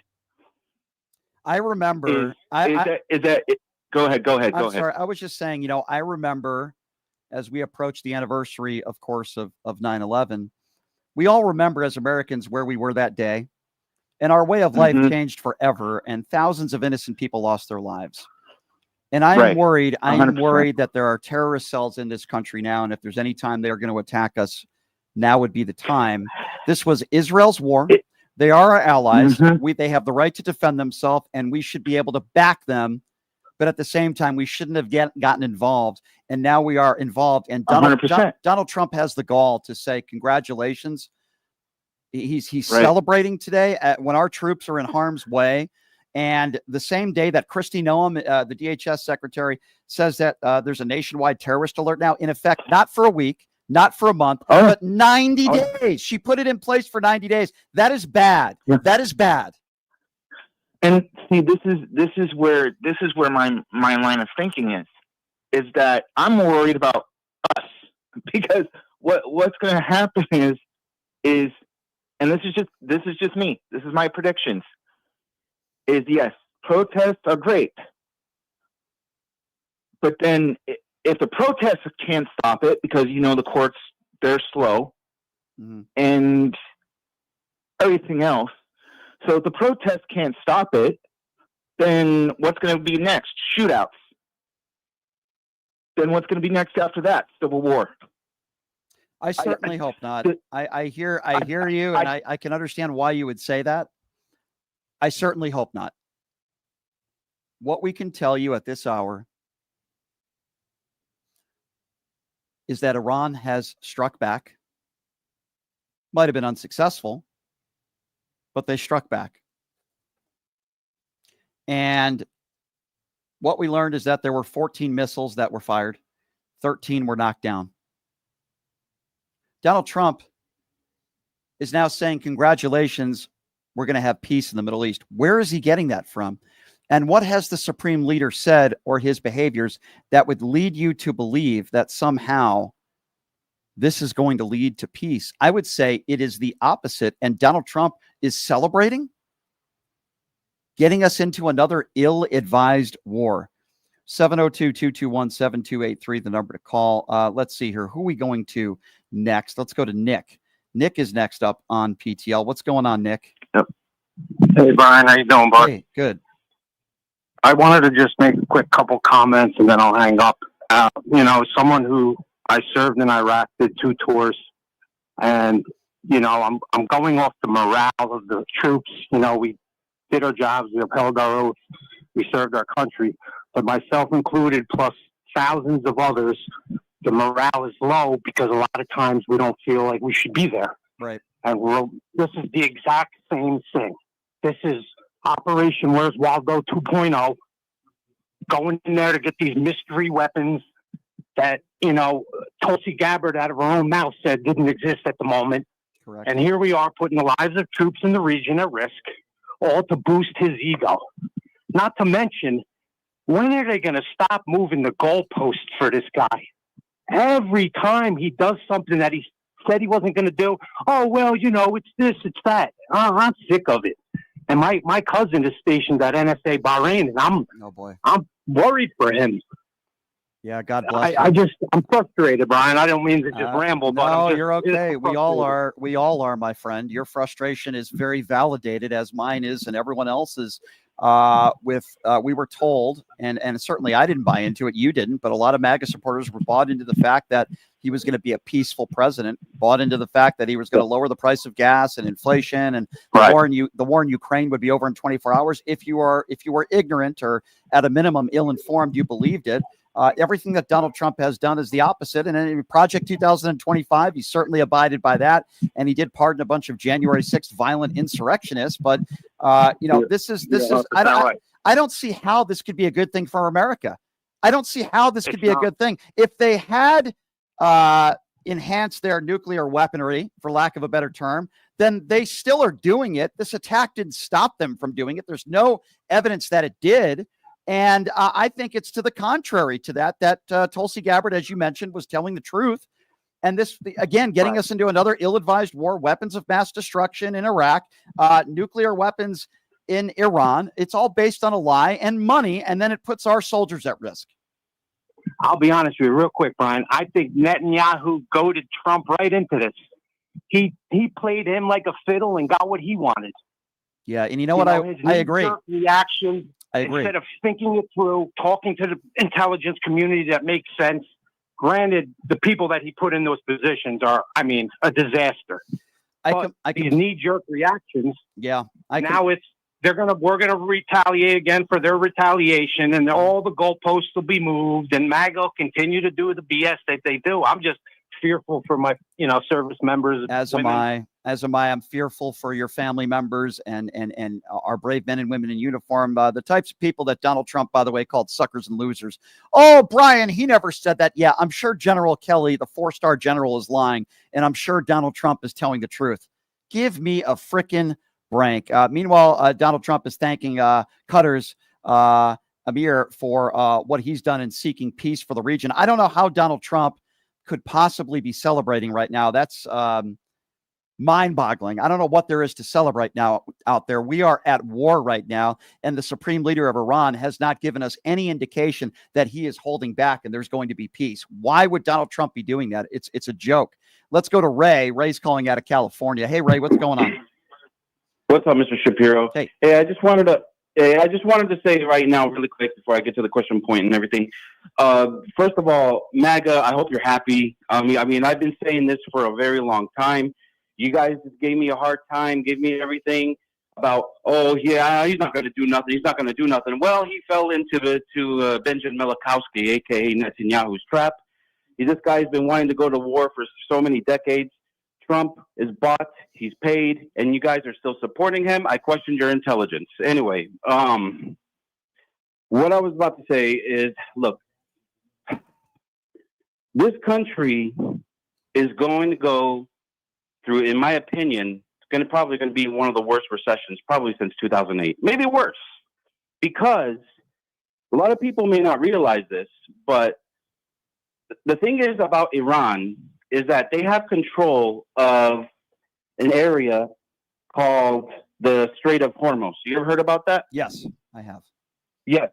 Now, the Strait of Hormuz, is one of the most important passages for us here in this country, not just here, the whole world, of oil consumption. Iran, if it wants to, and they will, because they're already on the verge of voting to block the Strait of Hormuz, it's going to cause a whole global economic collapse. And I've been saying this to one of my MAGA people that I know personally. He didn't really realize that. And he was like, why did you think that there was a freaking gas that went up when the Iraq war happened? It's because they blocked the Strait of Hormuz, Iran. Right. Because the oil is not going through anywhere around the world. Yeah. It's going to cause such a huge inflation, recession. I told him, get ready. I mean, if Trump is going to continue being what he wants to be, Netanyahu's, you know what, there's going to be $10 a gallon gas. there's going to be inflation. We'll already have inflation. The last 3 months, it's been up 2%. And the funny thing is, it's not reported. It is in the store. It's out there on the internet. Inflation just went up 3%. Very true. And all because of the tariffs. All because of the tariffs as well. And that's my friend, what really gets lost in all of this. While this is a very serious circumstance, we are forgetting about the tariffs and the economic damage that Donald Trump and his administration has done. Some of us forget about these ICE agents across the country that are treating these immigrants like animals. Trump getting us into an ill-advised war, but we forgot about the damage he has done everywhere else. It's sickening. I appreciate the call, my friend. 702-221-7283. Let's go to Kim, who's calling out of West Virginia. Hey, Kim, what's going on? Hey, Brian. When I heard that Trump bombed Iran, my first thought was my son, who 5 days after 9/11 went to Camp Lejeune and then on to Iraq. And I'll never forget him saying that he called me when he wasn't supposed to. The bombs were raining down over there in Iraq. He was in Fallujah Freedom, whatever that was, whatever the other gentleman said that he served in. And he said, Mom, I don't know when or if we'll see you again, but I just want to know that I love you. And I think about all the families that the boots are on the ground and we'll have to go through this. We got to meet a lot of the young men that our son served with. They come home with him lots of times. They call us Mom and Dad. Matter of fact, a couple of them still call us, the ones that came home. We've met so many and got close with them, and they didn't come back. And we still mourn them to this day. But do you not understand what Trump meant when he said about the peace a while ago, when he just said that, put that out? He's going to go after them full throttle, Brian. He's going to go hard now that they attack and the he bases. doesn't That's think what he about meant. he doesn't think about your friends, your family. He doesn't think about people that you know, lives that have been lost. He doesn't care. That's the problem. He don't care. He doesn't have in him. And the Lindsey Grahams and others that are warmongers, they don't care either. This is sickening. War should always be a last result. Why is it so many Republicans, and why is it that there is no Republicans to stand up, have the balls, have the gall to say this isn't right? So many lives. What about the children that are going to be murdered over there? I mean, they have a right to life just like our children. And we have to be able to learn from history. And unfortunately, there are many Republicans out there that do not.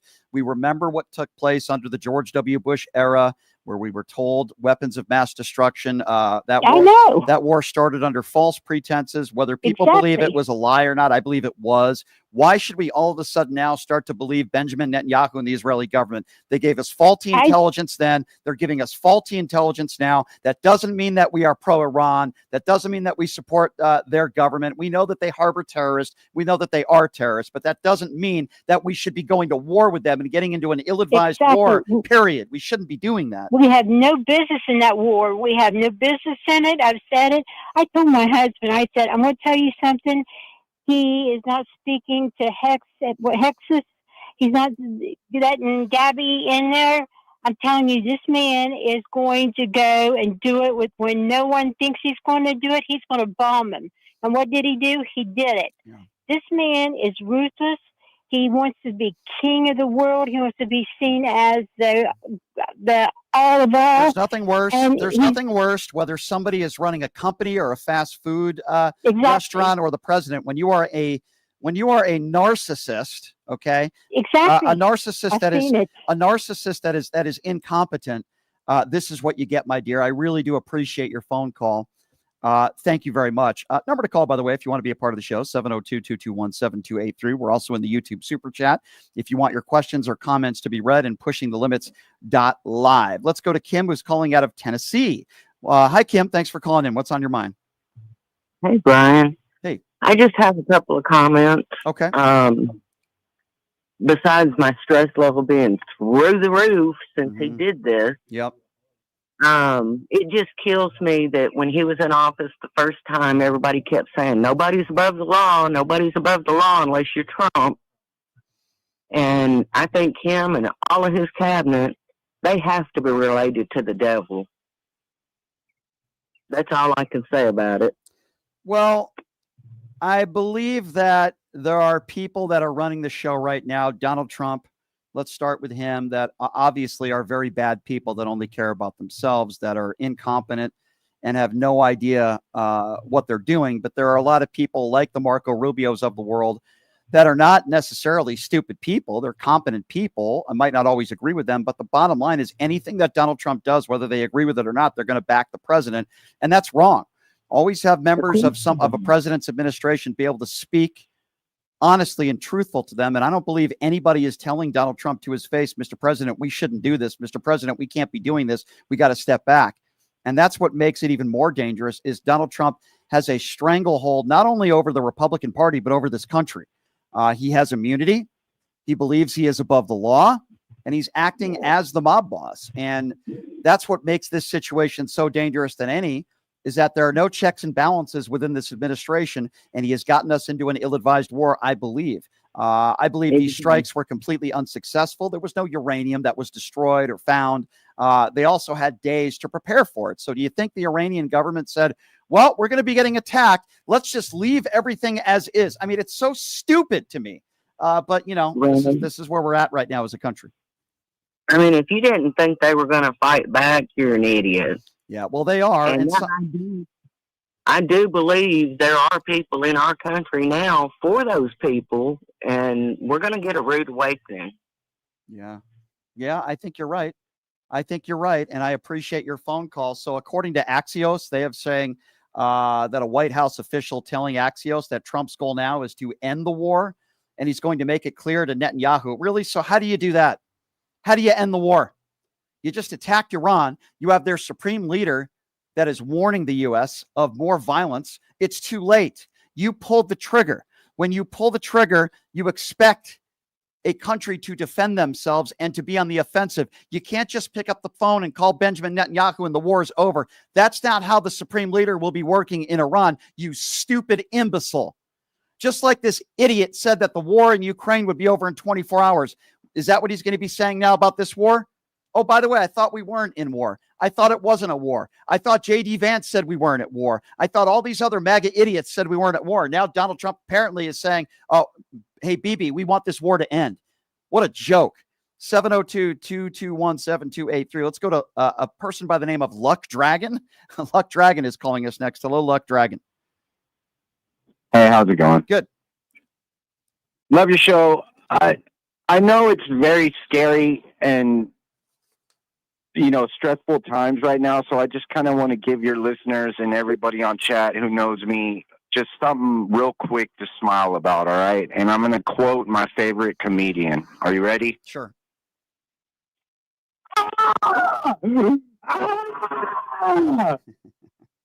Thank you. Have a good day. Thank you for making everybody laugh a little bit. I appreciate that. 702-221-7283. Thank you, Purple Star on the YouTube super chat who says, but Brian, the people of Iran are just people, right? Their government is evil, but the people aren't. Of course, Purple Star. Of course, everyone in Iran is not evil. I would never make that case, as I would say the same of the people in Palestine and the people of Israel. I'm not talking about the citizens that live there. I am talking about the government, the Iranian officials within the government that are evil, that are terrorists. Yes, there are some bad people in Iran too, but there are a lot of good people that are in Iran as well. I was out with somebody last night, a good friend of mine, and her family lives in Iran, and she has family in Iraq as well. There are a lot of innocent civilians and decent, good people that just want peace and prosperity for themselves and their family. And now all of a sudden, maybe Donald Trump is saying to himself, uh-oh, maybe I shouldn't have done this. We want this war to end, according to an official who told Axios. But maybe it's a little bit too late now, and Iran is going to be on the offensive. And that's why Kristi Noem has issued a nationwide terrorism alert in this country, not for a week, not for a month, but for the next 3 months. 702-221-7283, the number to call. Let's go to Ray. Ray is next up on PTL. Hey, Ray, what's going on? He's mentioned. How many millions of dollars did this diversionary tactics and bombing run cost us? Us taxpayers. That's one thing. And another thing, it's funny. My neighbor last week showed me a watch, and he says it's signed by Trump. Look at it. And I said, "Is that any good?" He says, "Yeah." I said, "Well, shove it up your ass. Good things won't hurt you." I'm done. All right. Thanks for the call, my friend. I appreciate you. 702-221-7283. William is next. Hey, William, what's going on, man? Thanks for calling in. What's on your mind? Brian, how are you? Good. What's on your mind, William? Not too much. I originally was going to call to compare handling this situation, Trump versus Kamala. And I was just wondering what your opinion is, not getting into it, but as it sits now. Well, Kamala wouldn't have gotten us into this war. I think it's pretty Right, we agree on that. pretty obvious there. She did not bow down to Benjamin Netanyahu, okay, while she always said, and I agreed with her, like Joe Biden, that Israel has the right to defend itself. We would do the same. She also didn't bow down to the Israeli government, and I appreciate that about her. You shouldn't bow down to any government. She would not have gotten us into this war. I also believe she would have not coddled to Vladimir Putin. As we know, the war in Ukraine is worse off now than it was on day one. So when it comes to foreign policy and foreign affairs, I can tell you right now, you wouldn't have had somebody in Harris's administration saying that we have no reason to believe that, you know, Iran is furthering their nuclear capabilities. And then 2 months later, Kamala Harris saying, well, this person is completely wrong. That's exactly what Donald Trump has done. Why hasn't he fired her then? Why hasn't he fired Tulsi Gabbard if she doesn't know what she's talking about? By the way, I believe Tulsi Gabbard was being honest, and that's why she wasn't invited to any of these national security meetings over the last week. She was telling the truth. Donald Trump is listening to the Israeli government over our own intelligence, and that has to concern you. But I guess I wanted to tell the man who did the 3 tours in Iraq or whatever that I have very, very much respect for him. What would you say to Donald Trump right now? I would assume, William, you're somebody who has voted and supports Donald Trump. Do you think he's handling this situation correctly? I think it's out of control, to be honest. Do you regret your vote? I will never do that, Brad. You know me. Well, what do you mean by never? What would it take? I will never regret voting for Donald Trump. What would it take for you? What would it take for you to say, geez, you know what?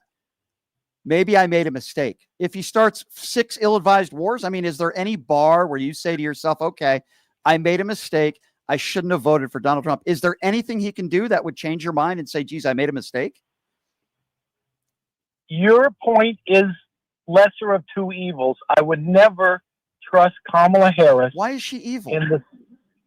I didn't say evil. I would never trust. Well, but you said the lesser of two evils, which would lead me to believe that you're saying you're voting for one of two evils. So what is evil?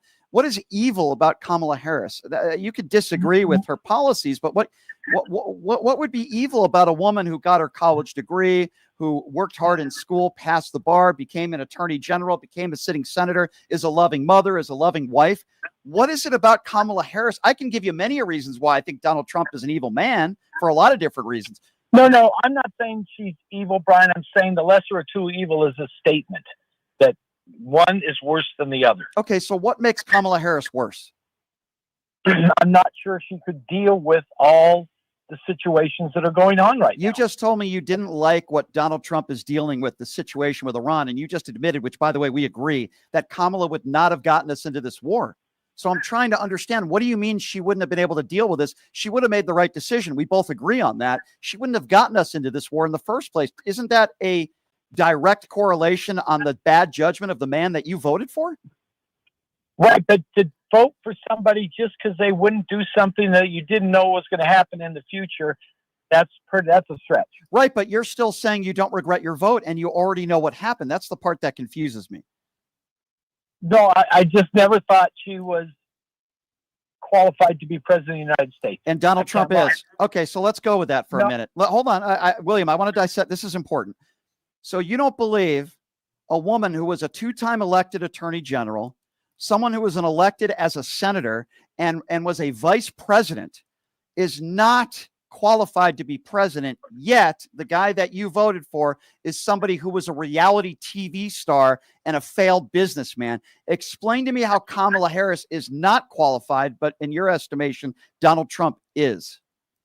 You left off Donald Trump was president of the United States for 4 years, correct? Okay, right, but I would say he did a horrendous job as president. What made him qualified the first go around? Did you vote for him the first go around? Yes.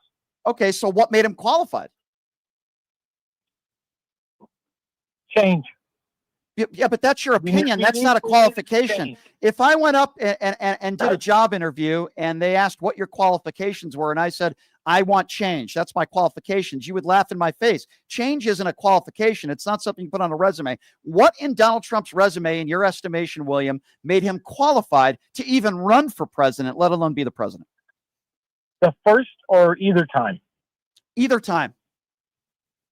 The first time he was a necessary evil, and I'll use the word evil, for change. Right, but that's not a qualification, though, William. What was the I gave you qualifications under Kamala Harris. What qualified him? The qualification for Donald Trump, despite knowing how to use the bankruptcy rules and the tax code because of his wealth to his benefit, I think he was a little sharper financially than Kamala. So being a convicted felon and breaking the law makes you qualified to be president, because we know he inflated that and he broke the law. He's also a 34-count felon. We know that he did that with some of his businesses. So because you break the law and you break tax codes, that makes you more qualified than a woman who's never been accused of a crime in her entire life? And I think this was the first election ever where people didn't want anything to do with Joe Biden. Okay, well, I agree with that statement. I disagree with that, because Joe Biden, they had enough. Well, I disagree. I think a lot of people didn't vote, and people didn't want to vote for a woman. I don't think this had much of anything to do with Joe Biden, but I find it interesting when you say you don't believe Kamala was qualified, yet you agree with me that he shouldn't have gotten us into this war. It was terrible judgment. You agree with me that this is a man, you haven't named me really any qualifications. Just because he wants change, that's a slogan. Right. That's not a qualification. I don't believe it's a qualification when you break tax code and you break the law because you know how to manipulate a system. Just because you know how to manipulate a system doesn't mean that you should run for president. If somebody's on food stamps and welfare and they're manipulating the system, does that mean they're qualified to be a president of the United States? You would say, of course not. And I would agree with you. What is a qualification? Just give me one that Donald Trump had or has that you think makes him qualified to be the president.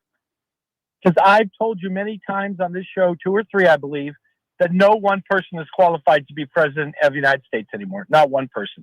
They don't have the qualification. Okay, but that's a general statement. You said that you don't believe Kamala was qualified and you think Donald Trump was more qualified. And I'm just trying to come up with your reasoning behind that. And the only thing you came up with was, well, he cut some corners and he knew how to manipulate the IRS. That's not a qualification. That makes you a bad person. That's not a good qualification. That's a bad one. That means you manipulate the system. Why would that be? Give me a qualification. Give me something. He had knowledge of international affairs. Would you disagree with that? He had knowledge of international affairs. The man doesn't even know where certain countries are globally in the world in a map. He doesn't have third-grade geography skills, so I would respectfully disagree with you on that one. He doesn't have any foreign policy. What is his foreign policy? Coddling to evil, murderous dictators, writing love letters to Kim Jong-un, sending COVID test kits to Vladimir Putin in the middle of COVID? I mean, what is his foreign policy? I don't even know what it is. You just explained how hard it is, because Israel factors into everything here. You agree? If you allow them to, I don't believe Kamala would have put that in there. I don't believe Kamala would have gone to war with Iran. You know why? Because I don't believe that she would have allowed Benjamin Netanyahu, she would not have allowed Bibi to infiltrate her mind, for lack of a better term, in making a decision like this. Clearly, Donald Trump did. Don't you find that problematic? I thought this was America first. It's a very complicated situation. You have to agree with that, correct? Of course, it's a very complicated situation, but we shouldn't rely. It's something that we've had to deal with for decades and decades and decades, and something Israel's had to deal with is the what's going on in the Middle East. But that doesn't mean we get involved. And now all of a sudden, I believe Donald Trump knows he made a mistake. And now he's saying, okay, we want the war to end now. We want peace. That's not how this works. Don't you think that's naive and it's incompetent for Donald Trump to actually believe that all of a sudden Iran is going to raise the white flag and say, okay, we're done now? That's not good. Brian, I don't believe it's a full-on war. Do you? So what would you call a country that bombs another country and then another country that attempts to bomb them back? What would you call that? What would you define that as? I would say it was to get rid of something that could have threatened the stability of the. So what was World War I and World War II? Oh, no, I'm just saying that if people ever shoot a nuclear warhead, it's over for all of us. We don't have to worry about it. Okay, but again, I would ask you, everybody will trade. What would you call a country that bombs another country, which is what we did, and then that country responding by bombing some of our bases overseas? What would you call that then if it's not war? Eliminating the threat and helping Israel. So you could call any war attempting to eliminate a threat, couldn't you? I'm not sure. I know nothing about war. I'm not going to lie, Brian. Okay, well, I would tell you we were trying to eliminate a threat. We were told weapons of mass destruction. That was a war in Iraq. We can go back to George Sr. We were trying to eliminate a threat. That's basically every war back in time. One government is trying to eliminate a threat. To me, that's the definition of war. When you bomb a country, that is war. That's what it is. I mean, to me, that's the essence and definition of war, William, is it not? It could have been the start of the war.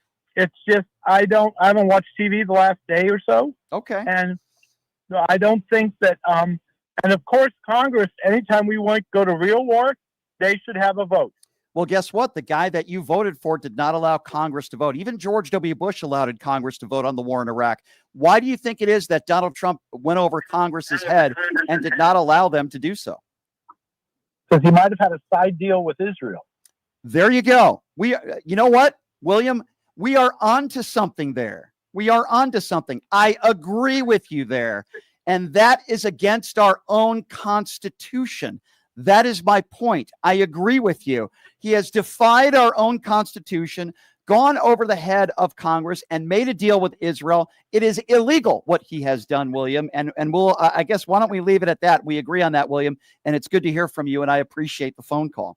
702-221-7283 is the number to call. Let's go to Las Vegas. Let's go to Mark. Mark is next. Hey, Mark, what's going on? Hi, Brian. Hey, sorry, I had to stop banging my head against the wall on your behalf after William. I think his last name is Spicoli, you know? Spicoli. That's a good movie. Fast Times at Ridgemont High. Go right ahead. Yeah. Couple of things for you. The reason that North Korea has not been attacked by us is because they have the bomb. So countries that get the bomb aren't attacked by other countries for that reason. Mm-hmm. So Russia is offering a nuclear bomb to Iran, and of course, Trump, in his 4-year-old wisdom, has posted on this. You know, it's just all insane. It's completely insane. It's insane. Right? Chaos. You know, absolutely. And, you know, I tell you, the way out of this is either the 25th Amendment or for Republicans in Congress to grow some cojones. They won't. And do the right thing and impeach him, but they won't. They won't. I know. The only two members of Congress happen to be females that have grown cojones for different reasons. I would say Nancy Mace and Marjorie Taylor Greene, but that's another story for another show. Boy. Yeah, that's for sure. That's for sure. Yeah. And in any case, I wish you luck with all the drinking you're going to need to do after talking to William. Okay. I appreciate it. Thanks for calling in, Mark. I appreciate you, my friend. All right. Take care. Good to hear from you. 702-221-7283 is the number to call. By the way, it was Nancy Mace that was anti-war, anti-invading other countries. Now Nancy Mace is pro-Donald Trump. You have so many MAGA Republicans that were tweeting the absolute opposite and saying the absolute opposite about going into ill-advised wars, and now they're pro-complete Donald Trump. Iran is making a grave mistake, Nancy Mace says, praying for our brave men and women in uniform. Yeah, I'm sure. So the mistake wasn't Donald Trump, you absolute Nancy Mace, you despicable bitch, imbecile. Yeah, so it wasn't Donald Trump, your orange turd rapist leader that made the mistake, but somehow it's the mistake of Iran. You stupid idiot. Let's go to the MAGA destroyer, Darlene. Darlene is next. Hey, Darlene, what's going on? Hi, Brian. William, oh my God, you are a idiot. Do you understand, William? Do you see what's going on in this country because of Donald Trump? I just saw a video of a little kid over there starving, and he's having to eat sand. It's terrible. Brian, they're eating, I'm not kidding you, they're eating sand. Well, I'm going to tell you. And all they were begging for was flour. And because of Donald Trump taking away the help to help these people, that's what's going on over there, William. And another thing, William, the only reason that you want Donald Trump is because he has a penis. Because you are intimidated by Kamala. Well, maybe for the same reasons why some people want Marjorie Taylor Greene, but we'll leave that one alone. Darlene, wait, one more thing, Brian. Yep, go ahead. One more thing. Sure. Don't kill me, Brian. I want to congratulate my basketball team, the Oklahoma Thunder, for winning the 2025 National Championship. Absolutely. Congratulations to the Thunder. It was a well-fought contest. And thoughts are with Halliburton, who tore his Achilles. That took the air out of the building and, quite frankly, ruined, I thought, what could have been was a wonderful Game 7. Thank you for the call, Darlene. Let's go to Al. Al is next up on PTL. What's up, Al? Hey, Brian, thank you for taking my call. Okay, I don't know. Can you hear me? Yes, sir. Yeah, I think you can. We're on YouTube. Yeah, so listen, first of all, the guy who had the argument against Kamala because she's a woman, that was weak. And I'm a conservative. That was weak. That was uncalled for. I want to say that. The thing is that I'm going with Netanyahu. I think he's right when he says that Iran is a terrorist nation. So you're going against Al, hang on. So you're going against our own intelligence and Tulsi Gabbard then? Well, when you say you're going, that's a good point. That's a good point. So why doesn't Donald Trump fire Tulsi Gabbard then? Maybe she will get fired. No, she won't. I don't know. No, she won't. No, she won't. Tulsi Gabbard and RFK Jr. said Trump wanted to end wars when he was running for office again. Tulsi Gabbard, under oath, said that Iran can't have a nuclear weapon, but also said Iran is not building a nuclear weapon. So you're saying you agree with the Israeli government and you agree with their intelligence, but you disagree with the United States intelligence under Donald Trump. Well, I'm not really saying that. Okay, I'm not really saying that. What I'm saying is Iran has a history of being a terrorist nation because let me give you my reason. They could have used all their oil money to help build their country and make it an economic power. Okay, well, let me ask you a question. Do you think North Korea is a terrorist nation? Would you define them as a terrorist nation? I think North Korea is not. I don't know if you can compare the two, but I don't think they're putting the best interest of their citizens. So why don't we go to war with North Korea then? Is Russia a terrorist nation? Vladimir Putin and his regime, are they a terrorist nation? Yeah, I think they are. I agree. Why are we not at war with Russia then? Based on your standards, if you're a terrorist nation, we should go to war with you. Some people feel that we are. Some people feel that we are at war with Russia. We're not at war with Russia. We have not put troops on the ground there. We have not bombed Russia. Anybody who says that is not, it's just completely not true. Listen, I'm not defending Iran and their government, but Al, our own intelligence, we've been hearing this, Al, hear me out, for 30 plus years about Iran's nuclear capabilities. No president has decided to do this. Our own intelligence is telling us that no, they are not furthering their nuclear capabilities, but you're going to believe the Israeli government? We know that the Israeli government wants Iran off the face of the earth, and you're going to believe them, and you don't think they're conflating their intelligence to get us in war? Come on, Al. I think there's a possibility. I think there's a possibility of that, but I do believe that, unfortunately, hold on. Don't go anywhere. Hold on a second. My Bluetooth timed out. I do believe that Iran has a history of being a terrorist nation, and we have to keep them in check. Unfortunately, maybe Trump is going too far on this. So Russia has a history of being a terrorist nation. We haven't gone to war with them.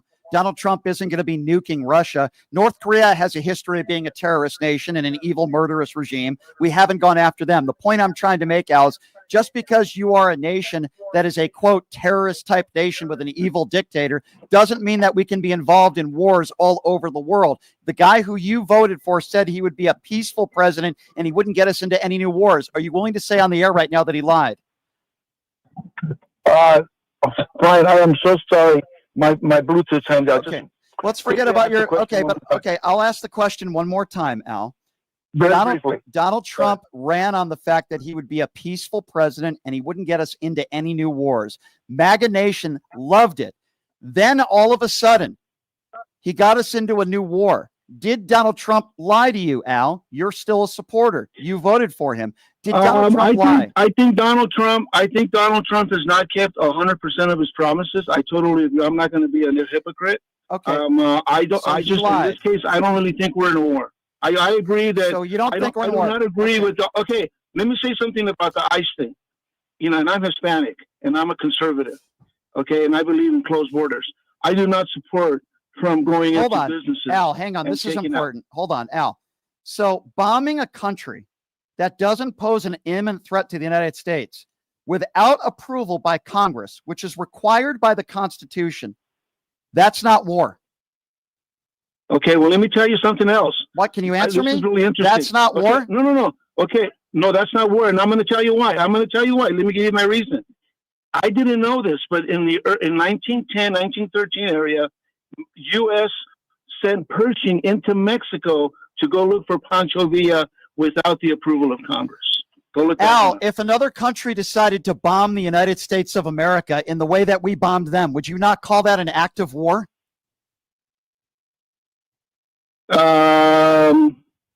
If another country bombed the United States of America with their artillery, would you not call that an act of war? Yes or no? It depends. And based on the history of our country, I would have to say no for the following reason. Pancho Villa went and attacked the U.S. in New Mexico, and then we retaliated without going into war. Let me get this right. So if another country, let's just say hypothetically speaking, North Korea, decided to bomb the United States of America and bomb some of our nuclear sites, you mean to tell me that you would say it's not an act of war? Is that what you are saying? It's an act of war. It's an act of war, but it doesn't necessarily mean we're in a war if we retaliate. That's what I'm trying to say. It's an act of war, but it doesn't necessarily mean it is a war. Al, did you just hear what you just said? Or it could be taken as an act of war. You know, was 9/11, or were we in a war? Were we at war with whoever was behind it? We were. We went to war. We went into Afghanistan. We tried to destroy Al-Qaeda. And then I would imagine another guy who you supported and voted for because you're a staunch conservative, George W. Bush, got us into an ill-advised war in Iraq, and it was a complete debacle. Of course we were in a war in Afghanistan. That's not even a question. If you bomb another country, it's a war. Okay, well, there you go.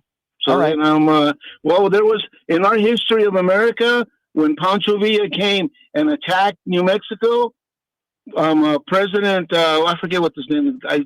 That's not what's going on here. I think it was Woodrow Wilson. Woodrow Wilson went and said Pershing, the guy who fought in World War I don't want to talk, with respect, Al, with respect, Al, I don't want to talk about Woodrow Wilson. I'm trying to talk about what's happened today.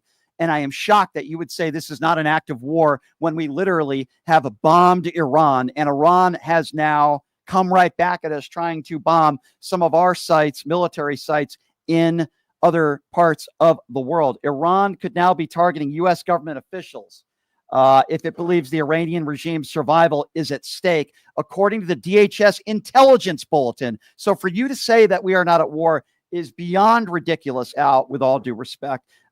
Created by Cook on YouTube. Super Chat says, Flag Swag fundraising challenge. Gear links available. Now go get your gear today. Thank you, Created by Cook, for your donation. We do appreciate you. We are, ladies and gentlemen, at war. Make no mistake about it. And now Donald Trump, right now, is saying that there's peace. When you have the supreme leader of Iran who's saying the opposite, that they will defend themselves and that U.S. will pay the price. They are both saying completely different things. And there is no end to the war. Donald Trump thinks that it's over now. He thinks that Iran is just going to raise the white flag. Not going to happen, ladies and gentlemen. Not going to happen. We are going to continue to monitor this situation. We are working on getting Congressman Seth Moulton to be joining us on the show tomorrow. Somebody who, by the way, served himself and received medals for his service to this nation. That's who I want to talk to. People like Ron Filipkowski, people who serve this country honorably, that know what is at stake here. Donald Trump does not know what's at stake. Lindsey Graham does not know what is at stake here. Tim Scott doesn't know what's at stake. Joni Ernst of the world, the Rudy Giulianis of the world.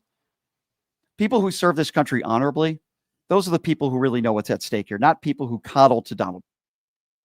I'll remind all of you that I want to thank our sponsors, Jackson's Bar and Grill, located at Flamingo and Jones. They are giving away $100 free gas cards. There might be no better time to win one than right now. Who knows what gas prices will be now, a month from now, 2 months from now. If you earn 100 points on your favorite slot machine at Jackson's, you're entered into an electronic drum to win every week a possibility to win a $100 gas card. Of course, everyone in the YouTube Super Chat, we appreciate your support. We're an independently owned radio show. Check out our website, pushingthelimits.live. Again, that website is pushingthelimits.live. In order for us to keep the lights on, we rely on the good people like yourselves to help us to donate and to buy shirts, hats, beanies, you name it. We sell it on the website with your donations as well. Pushingthelimits.live. We will be back on at it tomorrow. Hopefully our special guest, we're trying to confirm with Congressman Seth Moulton, will be joining us on the show tomorrow. We will continue to monitor the situation in Iran and what is going on here, of course, in the United States. We'll be back at it tomorrow. Same time, same place. Love you guys all at PTL Nation. Thanks for joining us. We'll see you tomorrow. Hey, everybody. Are you struggling to find a pizza place that reminds you of Brooklyn? That true blue New York style pie?